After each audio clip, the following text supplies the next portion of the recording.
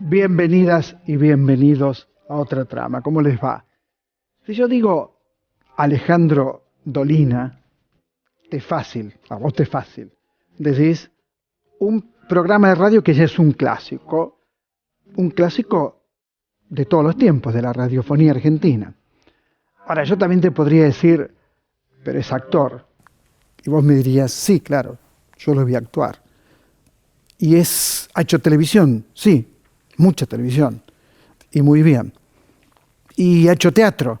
Sí, ha hecho teatro. Como autor, con distintas cosas, pero ha hecho teatro. Bien. Y es escritor. Y como escritor, hoy está Alejandro Dolina con nosotros. Quiero mostrarles esto, notas al pie, porque una vez más Alejandro Dolina se reinventa a sí mismo. Porque es un texto de corte experimental. No es un texto sencillo y a la vez es un texto divertido. Tiene, por supuesto, mucho del autor, no del autor en lo biográfico, pero sí del autor en cuanto a una marca que uno puede vislumbrar en algún momento. Pero también tiene mucho de encastre literario, tiene mucho de fragmento, de indagar en la escritura desde distintos ángulos, desde distintos puntos de vista. Trato sexual con diablos. Nunca tuve, pero a lo mejor aquí podemos encontrar algo de eso. También podemos preguntarnos si un genio puede vivir adentro de una botella, por ejemplo. También nos puede asustar o deslumbrar que la ciudad de La Plata, un lugar que yo quiero mucho, se vaya trasladando, vaya corriéndose hasta llegar a Buenos Aires. ¿Hasta dónde va a llegar la ciudad de La Plata si la ciudad de La Plata se va corriendo? Y también hay un crimen en plena calle. Y un personaje que tiene, como todos los humanos, historias, amores, actos heroicos, actos miserables. Todo esto es el universo de Alejandro Dolina, con quien en instantes vamos a conversar. Y Claudia Piñeiro, te muestro el libro. Todos ustedes saben mi pasión por el teatro. Por lo tanto, encontrarme con las obras de teatro de Claudia, que las he visto, casi todas las he visto, porque se han representado en un libro, también me permite pensar en una creadora que, después de obtener muchos premios por su tarea como novelista, por su tarea como cuentista, premios muy importantes como el Sor Juana Inés de la Cruz, por ejemplo, después de obtener todo esto, ve el teatro, huele el teatro, porque el teatro también se huele, y construye un mundo a partir del teatro. Dicho todo esto, vamos a saludar al maestro Alejandro Dolina. Saludo a distancia, maestro. ¿Cómo no? Perdóneme, ¿qué podemos hacer con esta era COVID que todavía la tenemos encima? ¿Estás de acuerdo con todo lo que dije del libro? ¿Te parece que es así? ¿Qué dice el libro? Te digo, a partir de un crimen, de un asesinato, construís un universo experimental también como novelista, ¿no? Con un punto de vista totalmente distinto y discutible del hombre que analiza la obra, los cuentos, que en realidad él tenía solamente que compilar la obra. Claro, es la historia de un señor que prologa y anota los cuentos póstumos de quien fuera su maestro, pero excede su lugar y pasa a comentar la vida del maestro de un modo crudelísimo y también amoroso. Claro. Con los maestros y con los padres suele darse esa dualidad de odio-amor, y ahí aparece. Pero creo que también hay formas de contar que ya no pueden usarse en esta época. Uno no puede ser Balzac, primero porque uno no es un genio, pero no puede serlo porque han pasado casi 200 años. Claro. De manera que el novelista debe buscar, quizá no tanto las historias, sino la forma de contarlas. La forma de contarlas, para decirlo en forma sencilla. Y las trampas que esas formas asumen para, a lo mejor, engañar al propio autor. En principio, cualquier engaño en el arte es para el consumidor de arte. Claro. Vamos a hacer creer que yo puedo sacar una paloma de esta galera. Todo está hecho de manipulación. Pero cuando uno se da cuenta de que el lenguaje también puede manipular al mismo que está escribiendo, ahí se encuentra ante un misterio más profundo y más cautivante. Uh-huh. ¿Y cómo escribimos ahora? ¿Con qué cara yo digo era la mejor y la peor de las épocas? ¿O con qué cara digo yo sonó el timbre y supe que era ella? Caminé los 10 pasos que hay desde el salón hasta la puerta de calle. Así es como la gente cree que se escribe. Y lo peor del caso es que algunos escritores también creen que se escribe así. Y hacen como una especie de parodia de la entonación hueca, de lo palabrero. Y hay que buscar por otro lado. Por allí no está. Pero sí está en el misterio del lenguaje, cómo una cosa puede significar 2, 3, 4 cosas, y cómo el lenguaje puede ir y mientras está yendo ya está volviendo. Todo eso me parece que es un enorme desafío, mucho más que decir apareció un tipo y ahorcó a fulano, ¿no? Ahora, yo pensaba, recién nombraba algunos capítulos del libro, ¿no?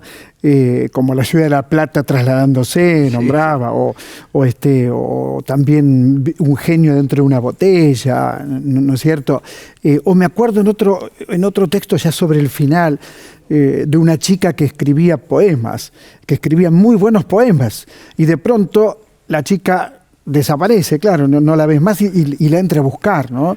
La entra a buscar. Es decir, cómo narrar ese universo de ficción tan rico que tiene la novela y cómo comentarlo al mismo tiempo, porque ¿qué son las notas? Claro, porque el discípulo, sí, el asistente, que al principio pone notas eruditas acerca de las constelaciones, qué sé yo. Pero después habla de la vida del autor de los cuentos que está glosando. Y ahí se pone raro el relato. Porque por una parte está el relato de los cuentos escritos, diría, sí, con afán primoroso por Morozov. Sí, y por el otro lado está el tipo que está interviniéndole el libro. Y cada vez con mayor frecuencia. Y ata los episodios que cuentan los cuentos con aventuras, pero que son del autor. Claro, por eso yo digo, ¿cómo te animaste? Y en eso mi admiración, ¿no? Porque te animás a cambiar tu propio estilo. Porque estos no son los cuentos del Ángel Gris. No, pero este es otro mundo, sí, otro mundo literario. Afortunadamente no son claro, los cuentos. No, eran muy buenos, pero yo creo que yo ya he cambiado esa forma estudiantil de la escritura hace mucho. Lo que pasa es que la gente se encariñó con un texto como el Ángel Gris, que podrá tener sus méritos. Podrá tenerlo, no lo sé. Pero que no es como yo siento ahora la escritura. Yo no leo textos como los del Ángel Gris, para mi regocijo. Leo otros textos, tampoco leo los míos de ahora, para mi regocijo. Pero por eso digo que es una novela de vanguardia, es una novela experimental esta para mí. Diría yo que es una novela donde hay cosas que uno ha ido aprendiendo con el tiempo. Es decir, la concepción barthesiana del texto. De Roland Barthes. Roland Barthes, estamos hablando. Yo quizá no la conocía del todo. La conocía mal probablemente cuando escribí las crónicas del Ángel Gris. Después me interesé por eso. Dije, bueno, de acá se puede sacar alguna cosa. ¿Y qué otra cosa es un escritor sino un tipo que está todo el tiempo viendo a quién robar? Pero no está mal, No está mal. Porque no hay si nada uno va a empezar a tomar el aprendizaje como un delito, bueno, no progresaríamos nunca. El asunto es tratar de robar bien, de robar de buena fe, de hacer algo con el material que otros te enseñan a valorar. Y todas esas cosas aparecieron simplemente con el paso de los años y con un mérito liviano, cual puede ser el de tratar de mejorarse uno cada día.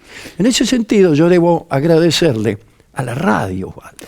Claro, yo estaba pensando en eso, estaba pensando en las historias que vos pergeñás noche a noche en la radio, estaba pensando en eso. Es que yo tengo que buscar algo cada noche. Y en todos estos años, desde luego que estudié mucho más, con más fervor incluso, y seguramente con más provecho, que cuando estaba en el colegio o en la universidad. Claro. Entonces, leemos. A ver, vamos a ver algo sobre el estructuralismo. Mejor dicho, contando la historia de alguien, aparece la palabra estructuralismo. Vamos a ver bien qué es esto. Entonces, uno dice, bueno, había un tipo que se llamaba de Saussure, qué sé yo. Y te anotaste, guardás el papelito. Curso de lingüística general. Claro. Cuando vos todos los días te encontrás con algo y cuando tenés la conducta de averiguar de qué se trata antes de decirlo, resulta que cuando querés acordar tenés un mazo más gordo de cartas con el cual trabajar. Un escritor que trabaja con un mazo de 3 cartas no tiene mucha complejidad para regalar. Siempre salen los mismos juegos. Ahora, bueno, cuando ya tenemos 52, ya hay millones de posibilidades. Claro, porque en la radio todas las noches tenés que inventar algo. Sí, claro. Todas las Inventar noches o tenés que afanar inventar algo.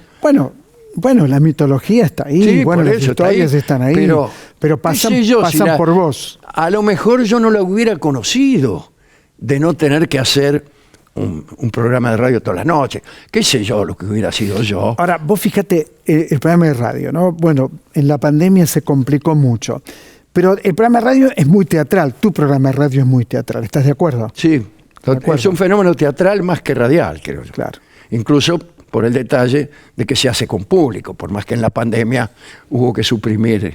Y ahí te costó más, supongo, no sé. Sí. Digo, porque estás acostumbrado a la gente. Cuesta mucho más porque lo hacíamos por Zoom, pero igualmente el Zoom es una manera de vivir 10 segundos atrasado, ¿no? Y entonces nos pisábamos, no fluía mucho el texto. Tuvimos que aprender una nueva técnica y fundamentalmente no se producía el convivio del que habla nuestro común amigo. Duarte. Claro, el tema del encuentro. El encuentro bajo un mismo techo o bajo un mismo cielo. Y la gente, ¿no es cierto? Claro. Entre el público y los actores, digo. Exacto. Y si no está eso, el fenómeno teatral se afantasma un poco. Y es muy cierto que suelo tener pocas inspiraciones. No creo, eso pero, no lo creo. No es cierto. Casi todas son de orden teatral. Pues bueno, esto acá. De orden teatral. A mí me gusta mucho ¿Te gusta el teatro? Pero además las formas nuevas del teatro. Me divierten, me producen fascinación. Quiero ver si me da ganas de ver si se puede ir todavía más allá. Y es afortunadamente he vivido en Buenos Aires, donde creo que hay más teatros. El teatro independiente acá es maravilloso. Es maravilloso. ¿no? Las formas nuevas están todas en Shakespeare. Sabés que están todas en Shakespeare, ¿no? O sea, están todas en el año 1600. Después, lógicamente, sí, el teatro del absurdo, Ionesco, Pinter, Adamov, pero también cuando uno dice formas nuevas, hay veces lo más nuevo, como vos buscás en la radio muchas veces, cuando yo te escucho, están en volver a contar esas cosas de la mitología, por ejemplo. Claro. Volver a contar, claro, que pasen ¿cómo? por tu cuerpo. La cuenta el tipo cuerpo. de al lado, que es un hombre que ha dejado de creer en los dioses. Claro. Entonces la cuenta como un vecino, con esa entonación. Y dice, bueno, yo no creo en los dioses, pero resulta... ¿Qué tipo? Cuenta cómo fue, hay un tipo que volvió de la muerte, Protesilao, famosamente, a pedido de su esposa, que quería pasar con él 3 horas. Y el viejo que vive ahí lo vio. Y él termina diciendo que el desamor y la muerte son la misma cosa. Porque el tipo vuelve a ver a la esposa, que quería verlo resucitado, pero la esposa lo ve muerto, con el color de la... Es decir, contar de nuevo la historia de Protesilao, con otro Aeda, con otro cantor, pero también con otra idea, con un tipo que no cree en los mitos, ¿no? Esa es una manera. Y esto también, algo de todo esto está en el libro, en todas esas historias de este hombre que murió, ¿no es cierto? Claro. Como claro. las que conté yo recién, ¿no? Sí. La plata, Hay la plata también que se mueve. Alucinaciones, numeradas. Claro. Como Numerada. alucinación número 10. Entonces, ahí se aclara que es una alucinación y desde ese sujeto de enunciación se cuenta. Pero el teatro tiene todavía otra enseñanza que dar al escritor. Y es, pienso en Pompeyo Godibert. Es que un genio, Pompeyo es un genio. Claro, bueno, él habla de Es un romper genio. el texto. Claro. Le instruye a sus alumnos para que rompan el texto. Claro. Y romper lo que es. Y tratar de no armar el esquema clásico de la oración, sino presentárselo al lector como una serie de refusilos.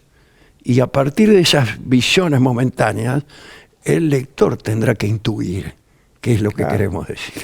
Porque además los textos dichos, por ejemplo, como los diría Lope de Vega o Calderón o Shakespeare, hay que darles otro tiempo, otra entonación, incluso el texto en verso.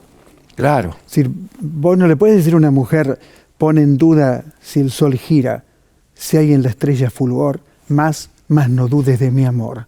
Porque te va a decir, loco, aflojá con el vino, qué sé yo qué le va a decir. Claro, bueno, pero Porque estamos tenés en que otro darle- mundo. pero tenés que darle una verdad a eso. Claro. Una verdad que no profunda. es una actuación realista, No, nunca. sino todo lo nunca. contrario. Porque yo he Exactamente. visto a muchos muy buenos actores decir, yo sueño que estoy aquí, de estas cadenas rodeado. Y soñé que en otro estado más, lisonjero me vi. Eso no es nada. Claro, no es nada eso. Eso no es nada. Si estamos en un mundo poético, sigamos ahí. Claro. Que no podés hacer un mundo poético desde la cocina para que todos sepan cómo sos de bueno como actor. Y el año que viene me dijeron que vas a hacer teatro, ¿es correcto? No, es una aspiración. Lo leí Sí, de boca les tuya en contesté a alguna alguien nota. que me preguntó si tenía algún proyecto después de haber terminado el libro. Tenés que dormir, Pará, descansar, claro. déjame descansar un poco. 500 páginas. Sí, ¿qué querés? Claro. Pero le dije que probablemente hiciera alguna cosa relacionada con el teatro. Yo tengo alguna obrita por ahí que no Traela. se pudo estrenar, ¿Cuál? etcétera. Me acuerdo una que viene en San Martín. Esa. No, es una obra que transcurre en un departamento en Moscú, donde los departamentos de la época brava de Stalin eran como conventillos. Claro. Y ahí se arma como una especie de conventillo de la Paloma en Moscú. Con otro agregado. Bacareza con Stalin. Sí, Bacareza. Bacareza con Stalin. Con otro agregado, que es que en ese departamento donde hay gente que vive abajo de una escalera, el otro tiene reservado atrás de una cortina, son muchísimas personas, hay fantasmas, que son fantasmas de los muertos de las gigantescas purgas de aquellos Stalin, años. claro. Claro. Que no se privó de nada. Y a los muertos los ve la gente, pero no los personajes. Y esos muertos hacen como la parte musical de la... Qué linda obra, de- qué linda obra. hacen comentarios, Pero esto de qué que sé vengan los muertos, en la época de Stalin fue terrible. Claro. Fue terrible. La purga de 1938, además persiguió poetas como Ana Akhmatova, como Marina Estebatieva, como el autor de La Chinchi del Baño, Mayakovsky. Pero no solo hizo daño, Hizo desde mucho ese daño, punto de mucho vista, daño. sino que hasta en el aspecto artístico hizo daño. Claro, el realismo Vos sabés socialista que- es lo peor claro, que hay. el realismo Es socialista. lo peor que hay, lo peor que hay. Lo peor, incluso Exacto. en algunas discusiones pone al lado de lo que escribe usted, señor mío, el realismo socialista es una aventura del lenguaje. Bueno, Stalin mismo era o se creía entendido. No, pero no entendía nada. Entonces se Era una titulaba sus bestia, era una premios, bestia. sus castigos a las formas artísticas, como a los músicos, Shostakovich y todos estos tipos, También. les prohibió ciertas formas musicales, porque decía que eran burguesas, que Sí, sí, eran sí, sí. amaneradas, etcétera. Cuando Sí, sí. había, por ejemplo, algo atonal o qué sé yo. Un imbécil. Sí, sí. Fíjate que el iluminado en el arte era Trotsky. Trotsky, Claro, bueno, pero- Trotsky era genial. Las cosas que decía del arte Trotsky eran extraordinarias. Es que era el más culto de todos ellos. Era el más culto y era el Incluso verdadero más que Lenin. revolucionario. Sí, sí, Él claro. era el verdadero revolucionario. Claro, Porque era Lenin y Trotsky revolucionarios. Stalin era de la derecha, ¿no? Y era el más gris de todo. El más gris, el más gris, opaco. sí, sí. Ahora, Pero- ¿cómo nos salva el arte, no? Sí. Yo me metí en tu novela, cuando la vi dije, uy, tiene muchas páginas, vamos a trabajar ahí adentro, ¿no? Y hubo un momento en que estaba tan metido en la novela que me acordé de Ricardo Piglia cuando una vez le preguntan cómo estaba, le preguntan, y él dice, bien porque le estoy prestando poca atención a la realidad. Claro. O sea, porque Fantástico. viste que la realidad es muy mediocre, ¿no? Vos viste lo que es el crecimiento de la ultraderecha en la Argentina y en el mundo, el Vox en España. Sí, sí. Eh, Suceden cosas que uno no pensó que podrían suceder. Yo nunca pensé que Recuérdense, hay un libro de Jardiel Poncela, Claro, Poncela. en que hay un chiste, el chiste consiste en darle un nombre a un cuadro. Y el cuadro se llama Campesinos rusos huyendo de la vacuna.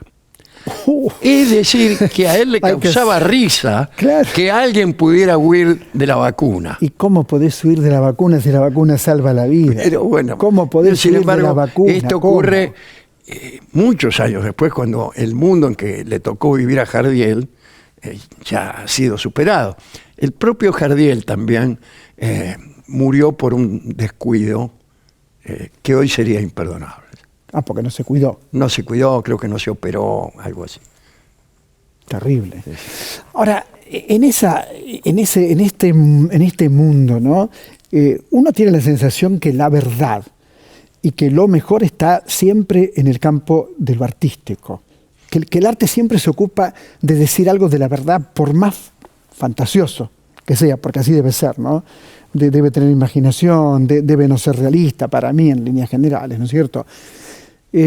Porque lo demás es como muy chato, ¿no? Sí. Me parece que Sí, sí. que es a lo mejor incluso más chato que en otros momentos. ¿Cómo lo ves vos? Sí, exactamente así. A veces suelo decir que el mundo tiene el universo tiene muy pocas buenas noticias. Conforme uno va asomándose al conocimiento, más tenebroso se vuelve el universo.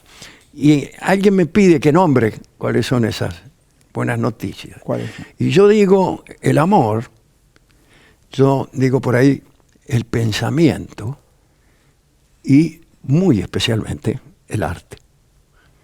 El arte. Eso nos permite vivir, ser más felices. Claro. O sea, cuando existen estos tipos que tanto nos gustan, que tanto amamos, de verdad amamos.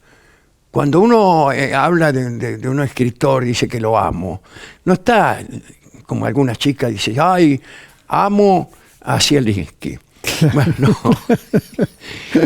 Cuando decimos que lo amamos, bueno, Zielinski también te puede hacer mejor la vida, ¿no? Ujú. Los amamos porque forman parte de nuestra familia. Y Chekhov. Y porque nos Chekhov. hace la vida mejor. Mi perro se llama Chekhov. Y claro, y debemos estar agradecidos. El mundo sería más pobre si no hubiera existido Chekhov. Mucho más pobre. Pero claro, Mucho más y cada artista que nace y que algo inventa para solazarnos, debe ser contado como algo de lo poco de bueno que el universo tiene. Y debemos estarle agradecidos. Y acá en Argentina tenemos, por suerte, muchos geniales artistas. Vale. Hemos tenido y tenemos. Y como así también tenemos movimientos culturales que son más poderosos que los movimientos culturales de algunas ciudades del primer mundo, y no por mérito de funcionarios que han hecho el milagro de que un pueblo que tiene dificultades económicas, sin embargo, sea consumidor de arte. El teatro independiente en Argentina es a fuerza del talento de la gente, sobre todo la gente muy joven, ¿no? Claro. Que trabajan. A mí me conmueven porque hay veces un bordero de teatro, esto lo sé muy bien, un bordero de teatro y a veces les da para 2 porciones de pizza. Yo lo sé perfectamente. Con una botellita de una gaseosa y una faina, pero así como lo digo, no es una exageración. Sí, yo lo sé muy bien. Y van igual, carajo, y van igual. Y van igual, y laburan un año y ensayan, ¿no? Yo le voy a decir, la chica que vendía poemas, en tu que libro, vos contaste, en tu libro. hay un poema que está transcripto, ese poema Claro. existe. Claro. ¿Ah, sí? Sí, esa chica está por acá cerca. No sabía. Y ella, como actriz, me cuenta los dineros que le pagan. Es porteña. Es cordobesa. Cordobesa. Los dineros que le pagan, trabaja en Buenos Aires, ¿no? Por las funciones. Y no es que la están pasando, sino que es así. Y hay tipos que eligen ese mundo. Eligen ese mundo porque aman tanto el teatro y el teatro en esa forma, que no les importa si viene un tipo y se toma 2.000 pesos y me pongo contento. Claro que sí. Eso es también digno de hacerse notar, ¿no? Porque si nos pagan miles de dólares y estamos todos contentos, somos todos. Pero es raro porque en general el camino para enriquecerse con el arte consiste muchas veces en matarlo. En matarlo, sin ninguna duda, sin ninguna duda. Quédate acá conmigo, por favor. Estamos transmitiendo otra trama en la televisión pública. Cuando regresemos seguimos conversando con Alejandro Dolina y hablando de esta novela que por supuesto te estoy ya recomendando. Ya venimos, notas al pie.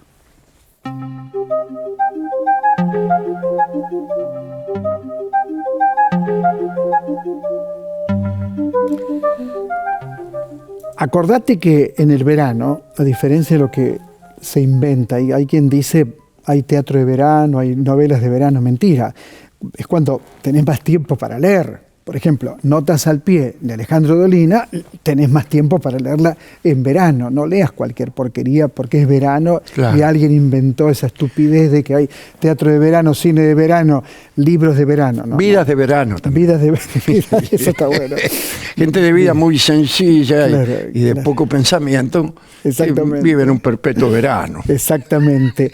Alejandro, ¿cómo ves la cotidianeidad política en la que vivimos? Con gran alarma, desde luego. Claro. La pandemia es una desgracia y ciertas maneras de pensar y de actuar son también otra desgracia, ¿no? El odio como elemento constitutivo de una postura política es una desgracia y lo ha sido históricamente, ¿no? De manera que eso me alarma.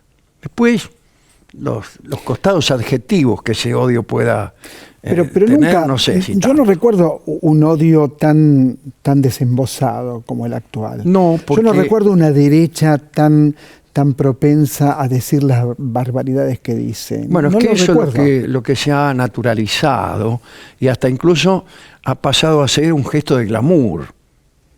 Que un tipo se ponga a insultar con modos de la esquina del barrio, en foros que debían ser de pensamiento, es alarmante.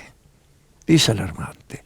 Y yo no tengo problema en que alguien piense que el neoliberalismo produce un derrame y a partir de ese derrame todos vamos a progresar. Si cree el tipo ese fenómeno, ¿no? que podríamos... Igual es un poco triste, ¿no? Es la un teoría poco del triste, derrame. pero Porque hasta ¿cómo ahí, sería? Estoy con las manos así, esperando que caiga el derrame. Todos sabemos que es triste. Que no funciona eso. Que no funciona. Pero mucho peor es cuando ese es el punto de partida de una soberbia y de unas formas odiosas de tratar de considerar al otro. De modo tal que yo creo que la principal controversia que existe aquí es humanística más que política. Claro. Es humanística. Y aquí hay que ver cuánto nos importa el otro y cuánto seríamos capaces de renunciar con tal de evitar la agresión, el choque, la violencia. Y parece que estuviéramos todos cómodos con esa actitud. Antes podía ser vergonzante, ¿no? Fueron a la radio hace poco a buscar, insultar, a denigrar a Iván Jabrowski y a Tomás Eliaschev, ¿no? Y entre otras cosas le tiraron una consigna antisemita, así, ¿no? Directamente. Hace un tiempo eso hubiera sido imposible. Imposible. ¿No? Y hoy alguien puede decir esto o destruir los pañuelos de las Madres de Plaza de Mayo, ensuciarlos, pintarlos, sin ningún problema. Había casi como muchas cosas, ¿no? sin decir que todo tiempo pasado fue mejor. No, porque no fue mejor todo porque tiempo no fue pasado, mejor. obviamente que no. Pero flotaban en el aire otros valores. Eso. No hablo ni siquiera de algo que ocurría, que eran jóvenes que nos cruzaban, a nosotros jóvenes también, y con un saludo denotaban su fastidio por la sociedad de consumo. Eran los hippies, Claro. personajes inofensivos, Claro, que pasaban, te hacían así, claro. no porque eran peronistas, No. sino porque pensaban, algo que es bastante peronista también, que la sociedad de consumo es una porquería realmente. Es una porquería. Y es una Para mí porquería, es una porquería. forma de vida horrorosa. Horrorosa. Horrorosa. Bueno, eso ya no se comprende más bien se opina lo contrario. Pero el trato que entre nosotros tenemos, los protocolos de respeto y hasta de conmiseración, parecen haber desaparecido, ¿no? Parece. De cualquier manera, lo que quizás sea como más preocupante es que sea un fenómeno mundial, ¿no? Porque uno Es podría un decir, fenómeno mundial, está ocurriendo esto, pero es un fenómeno mundial, el box en España. Pasa esto, mira, que debe atraer mucha gente esto. Dale, El tipo que piensa, que hay pocos. no, pero que piensa mal, quiero decir, que cree que una joven se dedica a tener hijos para cobrar subsidios. Claro. Esos tipos quizá existieron siempre, pero hasta no hace tanto, un miserable como esos tenía vergüenza Y claro. de decirlo. Dice, no, seguro que no hay nadie que piensa así. Yo creo firmemente en esto, pero no lo voy a decir, pues no, queda feo. Sí, sí. Y ahora no. O no me gustan los negros. Sí, por ejemplo. Lo dice usted, pensaba- Quiroga, o es un ejemplo de...? No, digo que eso por ahí lo pensaba. Claro, Pero nunca no lo iba a te decir, escondías. nunca lo iba a Te decir. escondías, no lo Nunca. decía. Venía el del censo y te preguntaba, ¿cuántos viven aquí? 7. ¿Le gustan los negros? No. Claro. No iba a decir eso. Pero ahora sí. Sí, y con Ale- lo dice contento. Resulta que se convierte en un éxito del pensamiento público el proceder así. Claro. Y vos podés armar un programa, por ejemplo, el programa No me gustan los negros, y por ahí hay gente que encuentra que eso es atractivo, glamoroso, y que se descubre a sí mismo como un odiador de negros, y ahora está contento porque se siente acompañado. Siente que lo puede intelectualmente. decir. que lo puede decir abiertamente. Lo puede decir abiertamente. Incluso en un canal de televisión. Sí, claro. O en cualquier medio. Sí, ¿no? sí. Ahora, esto también habla de una caída del humanismo, ¿no? Una caída Ahí está la de los cosa. valores Esa es la humanos en su palabra. sentido más profundo, ¿no? Sí. En su sentido más verdadero. Valores que trascienden lo político. Totalmente. Que no deberían ser ni de un partido ni de otro partido, ¿no? Digo, agredir a las abuelas de Plaza de Mayo, a las madres de Plaza de Mayo, cuando este país nació, otra vez nació con ellas. Volvió a nacer con las madres y con las abuelas, después de la terrible dictadura. Entonces, es como que uno se pregunta, ¿no les da vergüenza? No les da. No les da. Incluso piensan en la época de la dictadura como algo más claro, mejor dibujado, más enérgico, más viril, si vos querés. Claro, eran más machos, Sí, claro. machos. ¿Pensás que puede volver el liberalismo en la Argentina, el neoliberalismo en la Argentina? ¿Pensás que tiene muchas posibilidades? Tiene muchas posibilidades. Muchas posibilidades. Tiene muchas posibilidades. Qué triste lo que Y decís. muchas armas. Sí, mediáticas. Judiciales también. Sí. También judiciales. Pero sería caer otra vez en lo que fracasó. Sí, ¿O no? pero quizá no solo fracasó, ese es el tema. Y no se trata del fracaso, porque si bien se mira, te podrían decir, bueno, Alfonsín también fracasó. ¿Y por qué? Porque tuvo que irse ante el gobierno y porque la hiperinflación, bueno, sí, fenómeno. Pero acá no se trata de tener éxito, sino de establecer algunas normas de convivencia mínimas. Hay cierta región a la que hay que decir que no. Es decir, bueno, por la radio no, Claro. por la televisión no, con los chicos no. Claro. Sí, con la violencia no. Bueno, después podemos hablar de pensamiento. Yo creo, hasta podemos decir cosas que no tienen sentido, que la Tierra es plana, que la vacuna es una que desgracia. el COVID no existe. Bueno, fenómeno. Porque iba a decir que eso no hace daño, en realidad sí hace daño. Que mucha gente querida por mí se ha muerto por pensar que la vacuna era dañina. Y se han muerto. Y alguien se lo dijo. Quiere decir que eso también es dañino. Pero bueno, por lo menos creer que la Tierra es plana, no veo cuál es el daño que puede hacer, más allá de un daño académico. Pero Claro. Sí. ¿Cómo vivimos esta época COVID, post-COVID? ¿No? Porque nos privamos de abrazos, nos privamos de besos. Bueno, nos privamos parcialmente, es lógico, ¿no? Porque Sí, somos alguna humanos, transgresión. No, cada obvio, tanto. pero por supuesto. Pero bueno, la cosa de abrazarse entre amigos, la cosa de dar un beso, todo esto está en cuestión, ¿no? ¿Cómo podremos recuperar todo esto? Ojalá podamos recuperar. Claro, con un virus que sigue en lo Claro, suyo. porque una vez que uno ha sido informado de la última novedad, al otro día aparece una realidad nueva. Claro, y otra variante. Otra variante, por ejemplo. Entonces, bueno, parece que dice, vamos a cerrar un poco. Pero quién sabe si se puede cerrar una vez que abriste. ¿Quién sabe? O sea, estas cosas que te voy a decir son cosas que me pregunto. ¿Será necesario una nueva cuarentena de la intensidad que vos quieras? ¿No será necesaria? ¿Cómo la gestás si fuera necesaria? Sin producir nadie quiere un caos, porque nadie lo quiere y porque, aunque fuera necesaria, todos van a decir que no la quieren.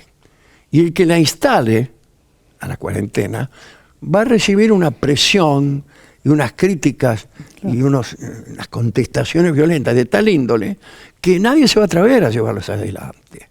Pero no estoy haciendo una apología de la cuarentena, que también es otra desgracia. A nadie la quiere, a nadie le gusta. A nadie le gusta. No nos gusta. Pero, ¿y? Bueno, y siempre le echan la culpa al que gobierna, Bueno, ¿no? sí, sí. Sea Merkel o sea Alberto Fernández. Siempre la culpa es del que gobierna, como si se pudiera hacer otra cosa. El asunto es que, sabiéndolo el que gobierna, muchas veces, a sabiendas, no toma las medidas. ¿Pero por qué? Porque piensa que puede sobrevenir una situación caótica todavía peor. O peor, o por especulación política. Sí, sí. También, digo, la derecha en general dice que atenta contra la libertad. Sí, claro. Lo único que atenta contra la libertad es el virus. Es el único que atenta contra la libertad, ¿no es cierto? No. Es que el tema de la libertad es extremadamente... Avanza el comunismo. Digo, Sí, yo cuando los escucho digo, pero no puedes desde decir el que punto de avanza vista el de comunismo. meditación cuasi filosófica, hablar de libertad es complicado. ¿Por qué? Por el otro. Y claro, Si la única forma de ser libre es viviendo solo en un mundo. Porque está el deseo del otro, claro, que viene a oponerse necesariamente. Entonces, el único estado donde hay verdadera libertad es en la selva. Claro, hay libertad incluso de comerse al otro. Claro. Y bueno, porque yo podría decir, ¿por qué no se me permite comer a mi robusto vecino de al lado, tal como hacen los leones? Es un argumento parecido al ¿por qué no puedo ir yo esta noche a comer en un lugar lleno de... Bueno, qué sé yo. Bueno, la libertad siempre va acompañada del límite. Si la libertad no va acompañada del límite... Bueno, claro, pero el libertario no hay cree que libertad. cualquier límite, que es lo mismo un límite que otro, por ejemplo, cree. Claro. Que ya que no puedas salir a la calle sin barbijo, ponele, digo cualquier cosa, Sí, ¿no? Ya es una O limitación. yo no me vacuno y si te O yo no me contagia a vacuno vos, y- bueno, arréglatelas. Pero te podés morir, mira qué chiste. Pero todas son Mira qué limitaciones, chiste. entonces. ¿Por qué no puedo yo entrar a la casa del vecino? ¿Por qué no puedo yo Sí, salir desnudo. quedarme con los bienes del vecino? Claro, por Bueno, algunos ejemplo. pueden. Sí. Pero- lo hemos visto en la Argentina. Sí, ¿no es claro. cierto? Lo hemos visto en la Argentina. Pero no es lo mismo una cosa que otra. No, La libertad no. tiene grados, tiene... y como vos decís, el problema de la libertad tiene sentido con los límites. Y sí. Si no hubiera límites naturales, nadie hablaría de libertad. Entonces, ¿qué pasa con un Estado nacional tan libertario que todo está permitido? Pero además, en ese estado libertario, los que ganan son los poderosos. Pero claro, Son los que ganan, porque el que está la más ley- esa es la vulnerable... ley de la selva. ¿viste? Como Esa es la ley de la selva. El más vulnerable Y no puede hacer nada. ¿Qué va a hacer? Ese es el peligro del liberalismo. Exactamente. A mí me simpatizan los liberales, pero aquí estamos ante un tema de nomenclatura. En los Estados Unidos, ser liberal quiere decir ser progresista, Claro. ni más ni menos. Como Paul Auster, Claro, por ejemplo. como Paul Auster. Como Paul Auster. En la Argentina, ser liberal significa desde lo político seguir la línea... Sí, en mi pueblo te dirían ser facho. Claro, pero Por ahí digamos, va, clásicamente por ahí va. el liberal es que propugna que el Estado no intervenga y el mercado elija lo suyo. Fenómeno. Todo fenómeno. El mercado nunca va a legislar para el más pobre. Ahí nunca, viene el asunto, en nunca. donde desaparece el Estado, y todos dicen, bueno, pero el Estado porque te domina, te oprime y te sojuzga, puede ser. Pero cuando desaparece el Estado, el que de veras te oprime, te sojuzga y te esquilma, es el capital privado, que ese sí no tiene límites, ni tiene constitución, ni tiene derechos humanos, ni nada. No. Bueno, eso lo decía Juan Perón, sin ir más lejos. Claro, bueno, Perón hizo tanto, hizo muchísimo por la gente más humilde y por eso el peronismo sigue existiendo y con tanta fuerza, aún con todas sus contradicciones, Sí, claro. aún con que existió un López Rega, aún con que se echaron los montoneros de la plaza, aún con todo eso, igualmente, el peronismo es quien más hizo y quien más hace por los sectores más desposeídos. Es así. Bueno, esa es la no? situación que sí, es así. Me parece que es así. Sí, es así. Digo, después hay variaciones, ¿no? Uno puede estar de acuerdo con un líder, Sí. no de acuerdo con otro, puede preferir a Cristina o puede preferir algo distinto a Cristina, pero dentro del campo popular, nadie hizo más por la gente más humilde que el peronismo en la historia argentina. Que es Nadie concederle hizo más. derechos, finalmente, es eso. Sí, acordate de Eva Perón, acordate de Evita.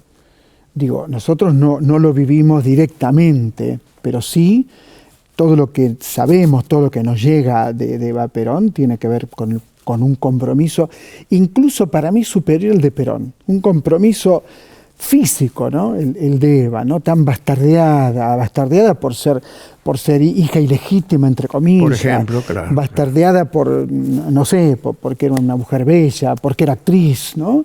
Tan bastardeada, y sin embargo está en la memoria del pueblo argentino, quizás como nadie, ¿no? Me parece.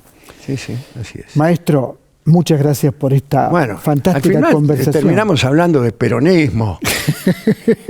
Pero, ¿viste cómo es? Es como vos en la radio, ¿viste que vos empezás con un tema y te vas, y después volvés y te vas, ¿no?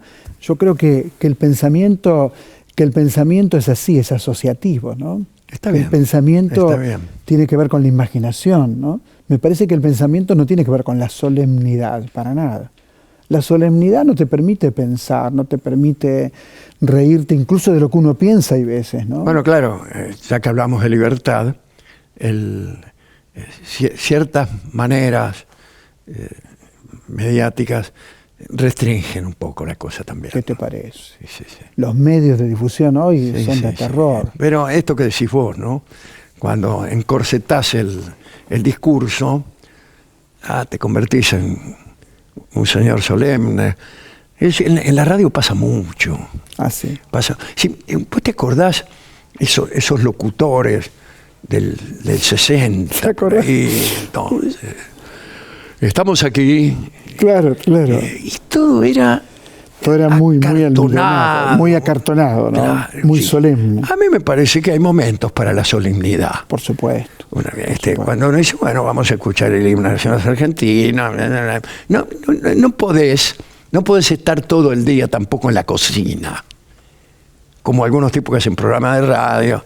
Che, fulano. No me lo banco, eso no me lo banco. Entonces trabajamos de antisolemnes, pero combatimos la solemnidad con un mal mayor, que es la estupidez. Exacto. Así que, para ser libre, si es que de eso se tratara, hay que gambetear mucho, ¿eh? Hay que gambetear, pero hay que arriesgarse como vos lo haces en tu novela, que es una novela muy libre también. Fíjate que es una novela muy libre. Y hay que saber renunciar incluso a la libertad. Claro. ¿Por qué? Porque toda relación interpersonal implica una renuncia. Claro. El enamorado renuncia por abnegación, por amor, por deseo, a lo que pueda llegar a hacerle daño a la persona amada. Claro. Y el que tiene un capital, una fábrica, algo así, sería bueno que supiera renunciar, como sabían los primeros capitalistas. Claro. Personas execrables como Ford. Claro. O personas maravillosas como Carnegie. Claro. Carnegie era quizá el hombre más rico de los Estados Unidos a final del siglo XIX. Y un día descubrió que él no tanto como hacer dinero, quería la felicidad ajena. Entonces se gastó casi toda la guita que tenía en fundar teatros, como por ejemplo el famoso Carnegie de New York.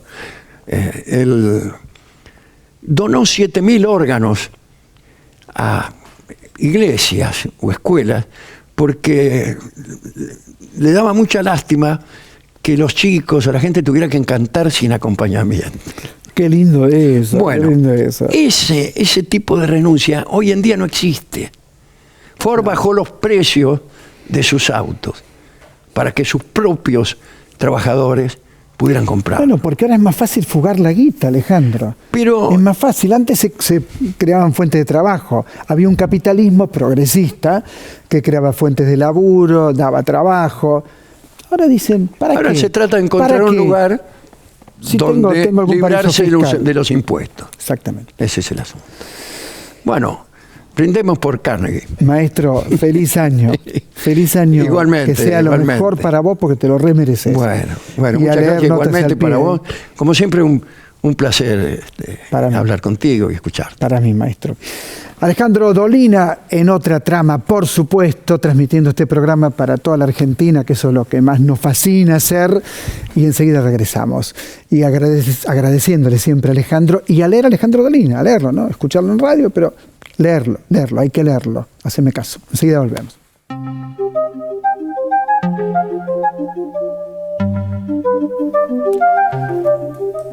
Tengo un libro de Edgardo Scott, que es un notable traductor, escritor. Hace poco había leído yo Los Caminantes. Pero fíjate lo que voy a hacer y cómo esto que voy a hacer tiene que ver con la charla que mantenimos recién con Dolina. Los besos.